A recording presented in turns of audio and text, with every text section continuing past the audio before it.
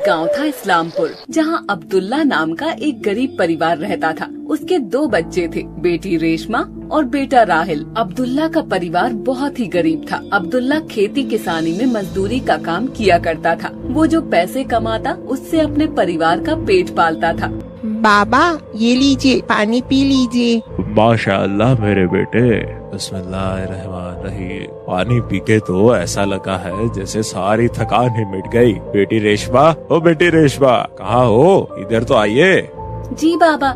तभी उसकी बीवी सकीना आती है। आ गए आप? अरे आज मकान मालिक आए थे, वो इस महीने का किराया मांग रहे थे और पिछले महीने का भी कह रहे थे, और कह रहे थे कि किराया नहीं दिया तो अगले महीने खाली करना पड़ेगा तुम्हें ये घर। या अल्लाह हमारी मदद अता फरमा। ठीक है, मैं कल अपने मालिक से बोलता हूँ, वो कुछ न कुछ इंतजाम जरूर कर देंगे।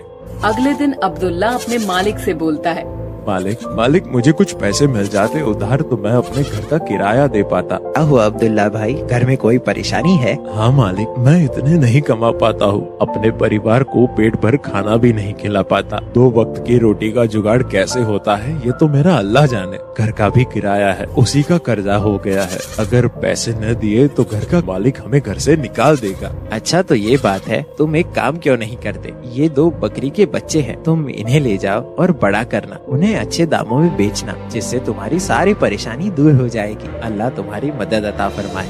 इस तरह अब्दुल्ला वो दोनों बकरी के बच्चे अपने घर ले आता है, जो देखने में बहुत ही खूबसूरत होते हैं। ये देखकर राहिल और रेशमा बहुत खुश होते हैं। बाबा ये बकरी के बच्चे तो बहुत ही खूबसूरत है। मेरे दिल में कई दिनों से हसरत थी कि मैं बकरी के बच्चे लाऊं, लेकिन घर की तंगस्ती को देखकर मैं आपसे बोल नहीं पाता था। बाबा मैं चाहता था कि बकरी के बच्चे लाऊं और उन्हें पालूं, उनके साथ खूब खेलूं, पर आज अल्लाह ने ये मेरी तमन्ना पूरी कर दी। अल्लाह तेरा लाख लाख शुक्र है। इन बकरी के बच्चों को मैं पालूंगा, इनके साथ खूब खेलूंगा। ठीक है बेटा, इनकी तुम्हें ही खिदमत करनी है, शायद ये हमारी किस्मत बदल दे।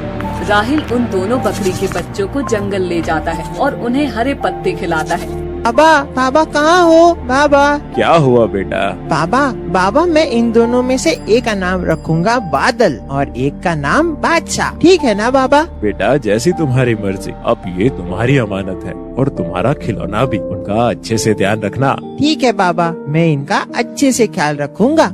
राहिल उन दोनों बकरी के बच्चों के साथ खूब खेलता। वक्त कैसे पंख लगाकर उड़ जाता है पता ही नहीं चलता। वो अब दोनों बकरे बड़े हो गए थे। अम्मी जान आप कहाँ हो? आइए ना यहाँ। क्या हुआ बेटा? अम्मी जान, बादल और बादशाह ये दोनों तो बड़े हो गए, लेकिन मैं क्यों नहीं बड़ा हुआ? अम्मी जान बताइए ना। सकीना हंसते हुए अरे बेटा, जानवर जल्दी बड़े हो जाते हैं और इंसान के बच्चे जल्दी बड़े नहीं होते। तुम्हारे बाबा होते तो ऐसे में ये देखकर बहुत खुश होते कि उनके लाए हुए बकरे आज बड़े हो गए हैं और बहुत ही खूबसूरत हो गए हैं। अच्छा अम्मी जान, बादल और बादशाह को घुमाने के लिए ले जाता हूँ। ठीक है बेटा, जंगल में ज्यादा दूर नहीं जाना और उस टूटे हुए पुल की तरफ तो बिल्कुल भी मत जाना।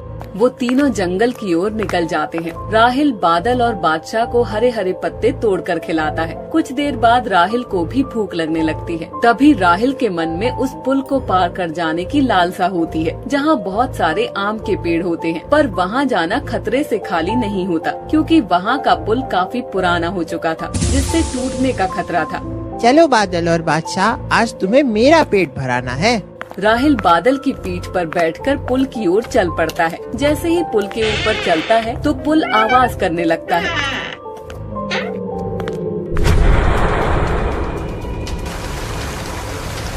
बादशाह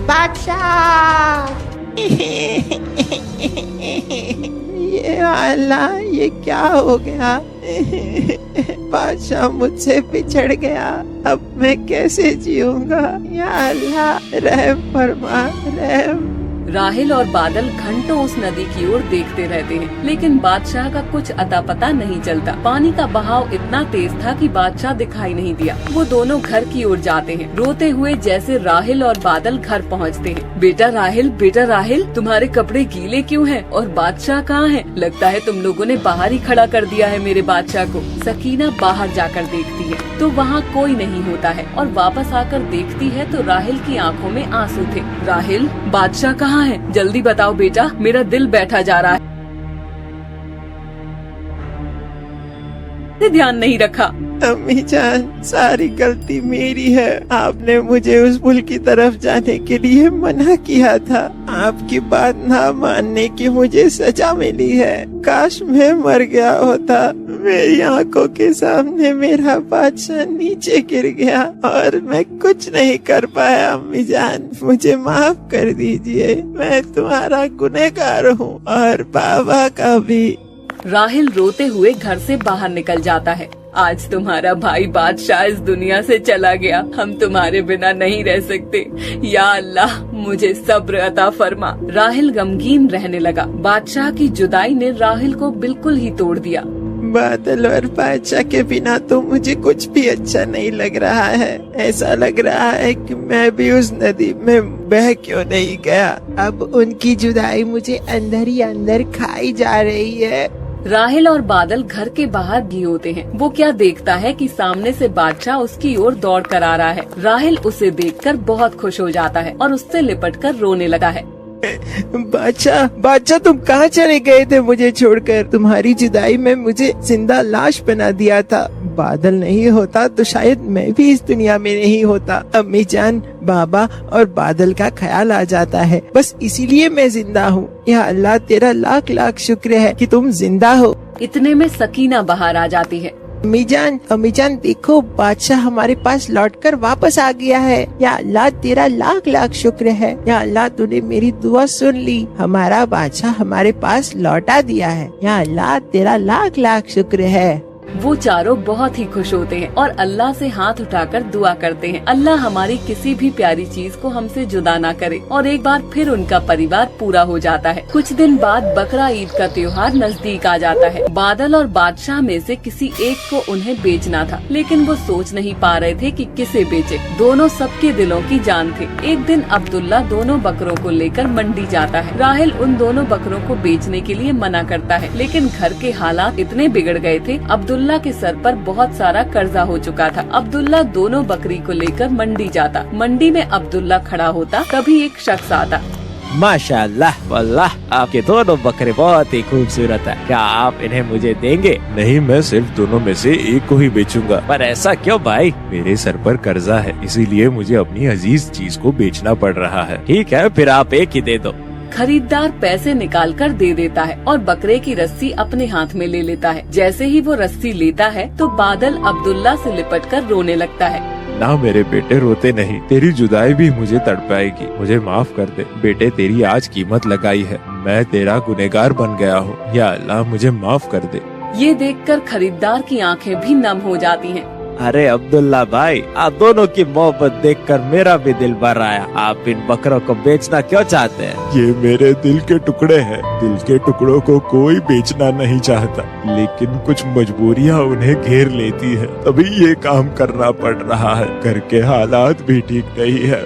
मेरे सर पर घर का कर्ज हो चुका है, इसीलिए मुझे इन्हें बेचने के लिए लाना पड़ा। अब्दुल्ला भाई, ये लीजिए 50,000 रूपए मेरी तरफ से। आप अपना कर्ज उतार दीजिए। ये मेरी तरफ से है। इस बार मैं कुर्बानी नहीं दूंगा। मेरा सदका ही कबूल अता फरमाए अल्लाह। और वो तीनों खुश हो जाते हैं और घर के लिए आ जाते हैं। या मेरे अल्लाह, तू बहुत ही रहीम और करीम है। तू गरीबों की सुनने वाला है। इस तरह से अब्दुल्ला के सर से सारी उधारी उतर जाती है और बादल बादशाह भी नहीं बिकते। बेटा राहिल, बकरा ईद नजदीक आ गई है। हाँ अम्मी जान, मैं जानता हूँ आप मुझसे क्या कहना चाहते हो। ये पत्थर मैं अपने सीने पर जरूर रख लूँगा। मैं जानता हूँ मुझे अपनी प्यारी चीज अल्लाह को कुर्बान करनी है। माशाअल्लाह मेरे बेटे, तुम जैसा बेटा हर एक माँ को दे। घर के बाहर कसाई खड़ा होता है और आवाज देता है, राहिल, बादल और बादशाह को ले आओ। अब अल्लाह के घर जाने का वक्त हो गया है। वो चारों मिलकर खूब रोने लगते हैं। बादशाह, बादल, तुम्हें मैंने अपनी जान से भी ज्यादा चाहा है। दुनिया में सबसे मेरी प्यारी चीज तुम ही हो और वो भी अल्लाह की राह में तुम्हें कुर्बान कर रहा हूँ। अल्लाह मेरी प्यारी दोनों चीजों को कबूल अता फरमाओ। मेरी जान, इस दुनिया से अच्छा अल्लाह का घर है जहाँ हम जरूर मिलेंगे। सही कहा मेरे बेटे, मरने के बाद अल्लाह तुम्हें तुम्हारी प्यारी चीज अता फरमा देगा। तुम तीनों जन्नत की वादियों में खूब खेलना, वहाँ तुम्हें कोई जुदा नहीं कर पाएगा। हमेशा तुम्हारे बादल और बादशाह तुम्हारे साथ रहेंगे और हाँ, पुल सिरात रास्ता में भी तुम्हें पार कराएंगे, जो तलवार से भी ज्यादा तेज और बाल से भी बारीक है। इस तरह वो दोनों अल्लाह की राह में हाथ उठाते हुए